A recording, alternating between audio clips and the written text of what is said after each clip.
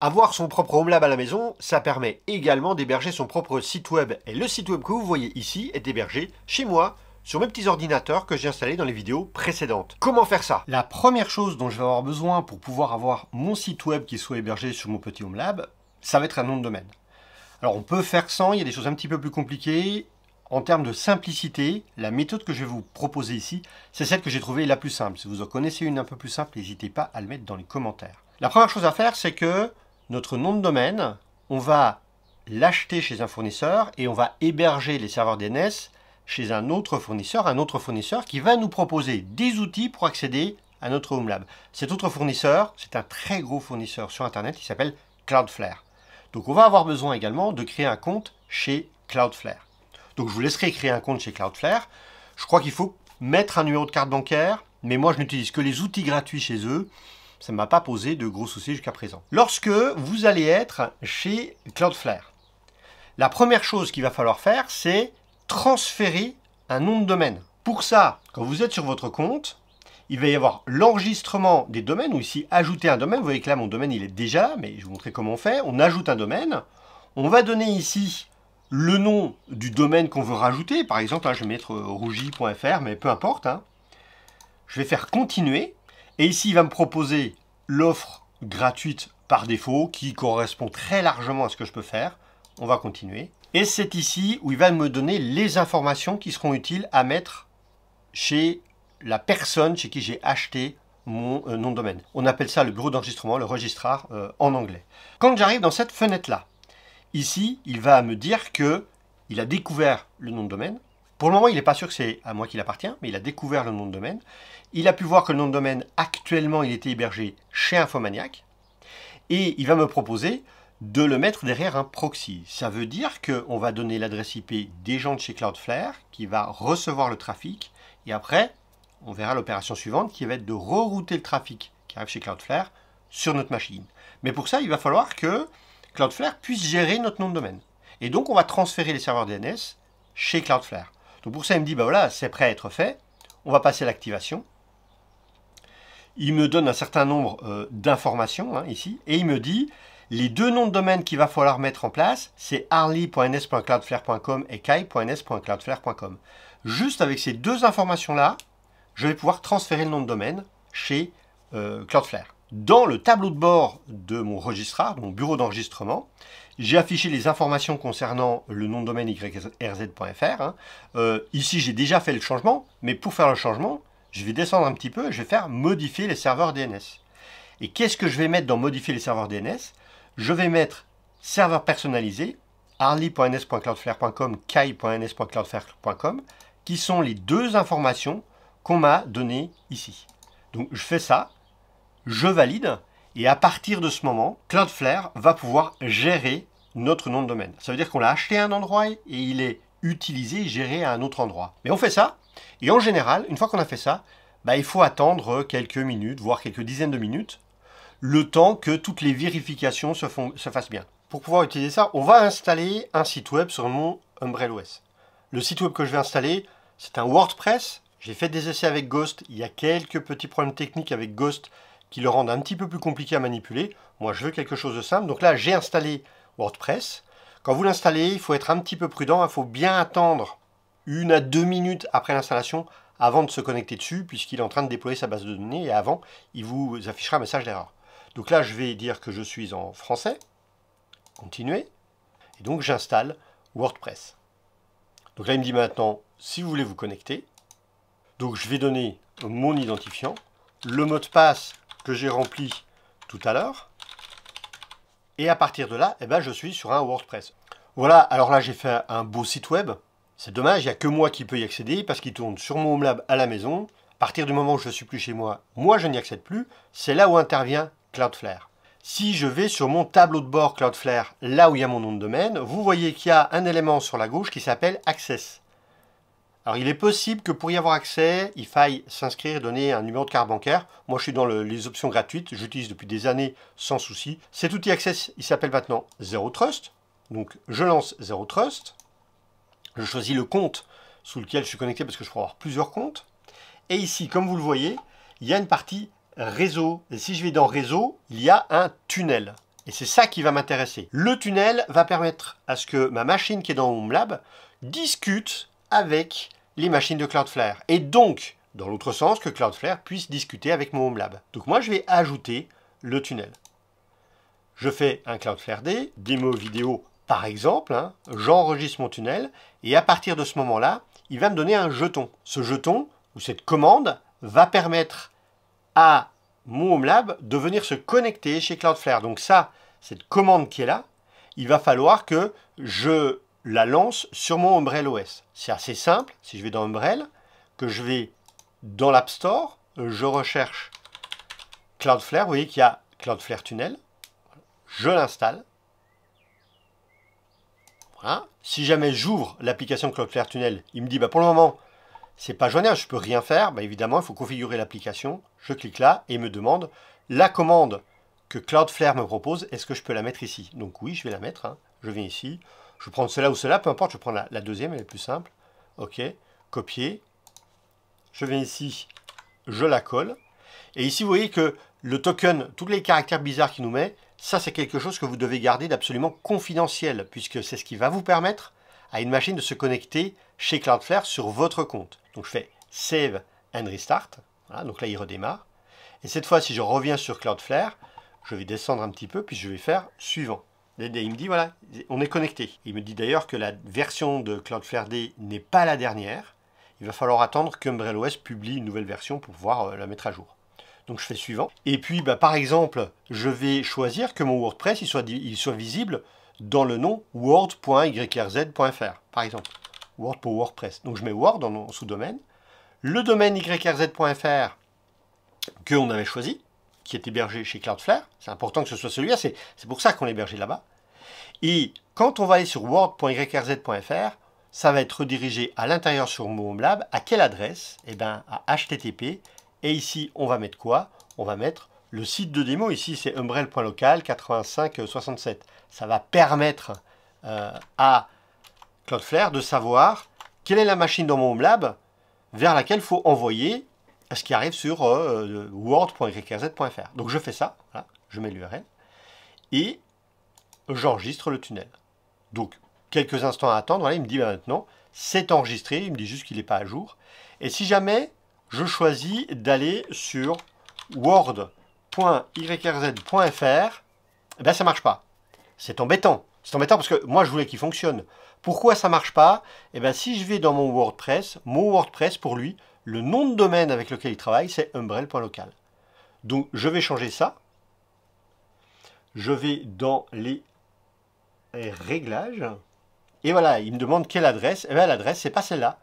L'adresse, ça va être https://word.yrz.fr. Voilà, on met ça ici aussi. Et puis, on enregistre les modifications. Et là, il me dit quoi? J'arrive pas à m'y connecter. Forcément, puisqu'il essaie de se rediriger sur l'adresse. Alors là, effectivement, vous voyez que ça ne fonctionne pas. Il y a un petit détail qui est important. C'est que j'ai été connecté sur le tableau de bord, et à mon avis, ça interfère avec justement le site. Ce qui se passe, c'est que si jamais je lance une navigation privée, ça fonctionne bien. Hein, donc le site, il est bien accessible en word.yrz.fr. Je pense que le fait d'éteindre le navigateur, de le relancer, ça pourra sans doute permettre de résoudre ce problème-là. Top. J'interromps ce programme parce que en montant la vidéo, je me rends compte de quelque chose qui m'a pas trop plu. En réalité, ça fonctionne, sauf que pour WordPress, ça ne fonctionne pas avec Umbrel. Je vais mettre Umbrel de côté. Le programme est plutôt sympa si on veut utiliser des choses en interne, si on veut les tester. Mais à partir du moment où on veut les rendre disponibles à l'extérieur, ça pose plein de problèmes. Ça pose des problèmes parce que on ne peut pas personnaliser la configuration. Je vais expliquer le truc, vous allez voir, c'est relativement simple. Comme j'ai fait mon WordPress, c'est que l'utilisateur va sur le nom de domaine, il arrive chez Cloudflare en HTTPS. Cloudflare, à l'aide du tunnel, envoie l'information en HTTP sur ma machine, puisque ça passe par un tunnel chiffré sur ma machine directement, et tout se passe bien. Sauf que quand on cherche à aller sur le panneau d'administration de WordPress, ce qui va se passer, c'est que WordPress va se dire « Ouh là là, on est en HTTP, moi je veux pas, donc je vais basculer en HTTPS ». Donc il fait une redirection, vers le HTTPS. Sauf que l'utilisateur, il est déjà en HTTPS, donc il se trouve redirigé à nouveau vers le HTTPS. du côté de Cloudflare. Mais n'empêche que ça reste de l'autre côté, que Cloudflare reçoit la demande en HTTPS, passe par le tunnel en HTTP jusqu'à mon Umbrel qui lui répond en HTTP. Et puis là, à nouveau, WordPress se dit, on n'est pas en HTTPS, on va redemander ça en HTTPS, etc. Et on va boucler avec ça. Alors évidemment, on peut s'en sortir, hein. Il faut aller modifier la configuration de WordPress, mais ce n'est pas la configuration qui est accessible avec Umbrel, puisqu'il faut aller dans le fichier de configuration. Je me suis amusé avec, hein, on peut le faire, ça ne pose pas de souci, sauf que à la prochaine mise à jour, à la prochaine reconstruction du paquet WordPress par Umbrel, boum, notre modification elle va sauter. Alors avec Ghost, ça marche pas bien parce que Ghost nécessite de connaître le nom de domaine sur lequel il va être, et ça se fait dans un fichier de configuration ou ça se fait dans une variable d'environnement, chose qu'on ne peut pas modifier avec Umbrel. Avec WordPress, ça marche pas. Parce que si jamais je cherche à aller sur le panneau de contrôle pour éditer mes articles, etc., il va vouloir aller en HTTPS, ce qu'on peut changer, ce qu'on peut faire fonctionner en modifiant le fichier de configuration, ce qu'Umbrel ne me permet pas. Alors on va dire que pour des usages qui sont simples et avec des applicatifs qui vont pas demander ces opérations-là, hein, le HTTPS pour le panneau de contrôle, qu'il n'y ait pas de vérification faite de ce côté-là, ou que le nom de domaine soit automatiquement détecté, peu importe comment. Si on n'a pas besoin de ces choses-là, ce que je vous ai montré, ça va fonctionner. Sinon, on est quand même tout de suite extrêmement limité quant à ce qu'on peut faire. Avec la manip que j'ai réalisée, je peux, ici, à la maison, mettre en place un petit site web et le rendre visible de tout Internet. Alors, s'il vous plaît, il y a un truc sur lequel il faut faire super attention. À partir du moment où on va héberger son site web, il va être fondamental, surtout si on utilise un WordPress, de faire les mises à jour très régulièrement. Au moins une fois par semaine, il faudra aller mettre à jour tout ce qui a besoin d'être mis à jour dans son WordPress. Sinon, et c'est le b.a.-ba de la sécurité, notre site va se faire pirater. Et puis un pirate qui arriverait sur notre site, hein, il a accès à notre réseau interne. Donc ça peut être problématique. Sur CasaOS, c'est très similaire. Hein. Vous voyez, moi j'ai plein d'applications qui tournent dedans. Je vais dans App Store. Dans App Store, je recherche Cloudflare. J'en ai plusieurs parce que j'ai rajouté des dépôts, mais par exemple, je vais prendre l'un d'entre eux. Maintenant, il est installé, je vais dedans. La démarche, ça va être la même. Là, je fais admin, pas de mot de passe. Ça ne marche pas. Pourquoi? Et là, l'avantage qu'a CasaOS par rapport à Umbrel, c'est que vous voyez, je peux faire paramètres. Et dans paramètres, j'ai accès à plein d'informations qui sont intéressantes. Et typiquement, ici, je peux mettre, donc l'utilisateur c'est admin, on va mettre un mot de passe, qui va être admin aussi, mais c'est juste pour faire notre manip. Voilà. Il va relancer la construction du conteneur. Je me reconnecte dessus. Je pense que si jamais je fais admin et admin, cette fois j'ai accès. Et ce que je vais faire, c'est que mon tunnel, il suffit que je lui donne son nom ici. On peut refaire un second tunnel. Enfin, on ne va pas refaire un second tunnel. Hein, on va utiliser ce tunnel-là. Configurer. Voilà. Je vais recopier ça. C'est le même tunnel, hein, c'est vraiment le même tunnel que je vais utiliser ici. Et je vais venir coller l'élément ici. Je fais Start. Je fais Start. Voilà, il fonctionne. Comme on a déjà un tunnel qui fonctionne sur lequel je me suis connecté, je n'ai pas besoin de refaire toute la construction du tunnel. Par contre, ce que je vais faire, c'est que ici, sur mon tableau de bord, je vais aller dans les trois petits points, configurer. Et j'ai cherché un moment où ça se trouvait, alors que c'était sous mes yeux, évidemment. Vous voyez, il y a marqué nom d'hôte public ici. Si je clique dessus, je vois mon word.yrkz.fr qui est là. Et si j'ajoute un nom d'hôte public ici, je peux ajouter par exemple un g.yrkz.fr que je vais rediriger cette fois sur HTTP. Alors sur mon CasaOS ici, j'ai un Ghost qui est là et qui fonctionne. Hein, et je regarde, c'est sur le port 2368. Donc c'est cette adresse IP là et le port 2368. Et bien dans mon tunnel, je vais dire que on va sur cette adresse IP là, sur ce numéro de port là. Je fais enregistrer le nom de l'hôte. Cette fois, je vais aller voir, je vais aller chez un Ghost. Vous allez voir le petit problème que je vais rencontrer. Cette fois, on a donc g.yrkz.fr qui est là. Si jamais je tente d'aller sur g.yrkz.fr, j'arrive bien sur le Ghost que j'ai installé. Mais si jamais je vais dans About, je vais avoir un problème, c'est que cette fois, lui, il va aller sur localhost machin, donc il n'est pas du tout sur la bonne adresse. C'est là où on a un avantage quand même à utiliser CasaOS. Parce que si je vais dans CasaOS, que je vais dans mon conteneur, dans mon application, on a trois petits points, et je vais dans les paramètres. Dans les paramètres, ici, je vais pouvoir préciser quelque chose en redescendant. Je descends, je descends, je descends. Et il me donne quelle est l'URL. À quelle adresse se trouve mon site? Et bien là, je vais noter https, parce que je suis en https, g.yrz.fr. Et en faisant ça, enregistrer, à partir de ce moment-là, il va reconstruire le conteneur. En réalité, il relance Ghost avec ses nouveaux paramètres de configuration. Mais à partir de ce moment-là, la seule manière d'accéder à mon Ghost, qui est une plateforme de blog comme les WordPress, ça va être à travers le nom de domaine g.yrz.fr.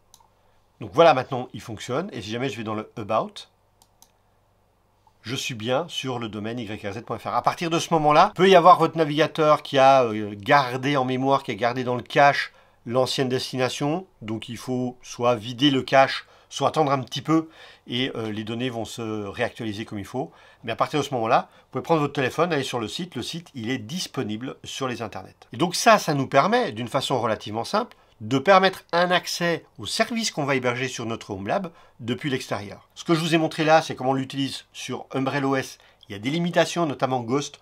On ne peut pas aller modifier les paramètres et donc Ghost, j'ai pas réussi à le faire fonctionner. Avec CasaOS, on a accès à l'interface qui me permet de configurer un certain nombre de paramètres, dont le nom de domaine ici ou l'URL, ce qui a permis à ce que mon Ghost soit accessible sur les internets. Il faut quand même créer un compte chez Cloudflare, mais c'est la manière la plus simple que j'ai trouvée pour permettre à quelqu'un d'accéder à un service qu'on héberge en interne. Évidemment, si vous utilisez Proxmox, vous pouvez faire exactement la même chose. Il faudra juste avoir une machine qui joue le rôle du terminateur du tunnel Cloudflare. C'est pas tellement plus difficile. Je ne donne pas plus de détails puisque le Proxmox c'est pour des personnes un petit peu plus avancées. N'oubliez pas que maintenant, les gens qui sont sur Internet, le monde entier a accès à quelque chose qui tourne sur une de vos machines à la maison. C'est pas sans conséquence d'un point de vue de la sécurité. Et la première étape à réaliser pour avoir une bonne sécurité, vraiment la toute première étape, c'est qu'il va falloir faire ces mises à jour le plus souvent possible. Ghost a une mise à jour, on le met à jour. WordPress a une mise à jour, on le met à jour. C'est très important puisque la grande majorité des intrusions ont lieu à travers des applications qui ne sont pas à jour. Alors ça vous paraît peut-être simple là, où on a une application. Quand vous allez commencer à installer plein de petits trucs, etc., ça peut vite devenir compliqué, mais c'est quand même quelque chose à gérer. Ça, c'est la première chose. La deuxième chose, ça va être que notre site web, eh ben, il va falloir qu'on se pose des questions sur sa sauvegarde. Il va falloir créer des sauvegardes de nos conteneurs, de nos machines virtuelles, de nos sites web, pour que si jamais la machine sur laquelle ça tourne tombe en panne, on puisse en remettre une autre et remonter le site web. Pour que si jamais on fait une fausse manipulation et on efface quelque chose, on va pouvoir remettre un accès à notre machine virtuelle, à notre conteneur, à notre site web. Alors voilà, c'est tout pour aujourd'hui. J'espère que ça t'a intéressé. N'hésite pas à partager la vidéo. Franchement, c'est vraiment le truc le plus important, partager la vidéo avec les personnes qui seraient intéressées pour héberger chez elles à la maison leur propre site web, sans avoir à passer par un hébergeur X ou Y. On est quand même dépendant de Cloudflare. Ne pas être dépendant de Cloudflare, ça va être quand même un petit peu plus compliqué à mettre en place. C'est quelque chose qu'on pourrait voir pour une vidéo un peu plus avancée, mais ce n'est pas prévu pour le moment. Et moi, en tout cas, je voudrais dire un énorme merci à toutes les personnes qui soutiennent mon travail, que ce soit sur YouTube, pour les personnes qui ont souscrit sur YouTube, que ce soit sur Twitch, pour toutes les personnes qui s'abonnent sur Twitch, que ce soit les personnes qui sont sur le Tipeee, et puis qui m'aident à financer cette chaîne-là. En tout cas, merci à tous, et puis moi, je vous dis à la prochaine. Ciao les geeks!